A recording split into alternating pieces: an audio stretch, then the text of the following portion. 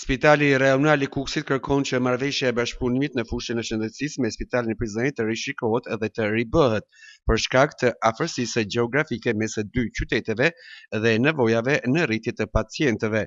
Këtë shqetësim e ngre nën drejtori i Spitalit Rajonal të Kukësit, Emin Ferati, i cili thotë se një pjesë e konsiderueshme e pacientëve nga Kuksi nuk po pranohen për trajtim në Spitalin e Prizrenit, pavarësisht marrëveshjeve ekzistuese të bashkëpunimit. Ka filluar të qaloj pak.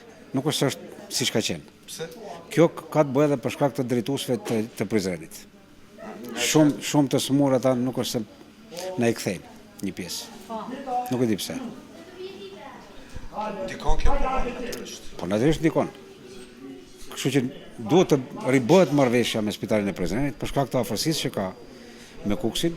Një pjesë e smurëve mund të shkojnë, Spitali i Prizrenit është më i madh dhe ka kapacitete më të mëdha për punuse, qoftë për trauma, qoftë për politrauma, qoftë edhe për sëmundje të tjera, por duhet ribë marrëveshja dhe duhet të rifilloj bashkëpunimi siç ka qenë.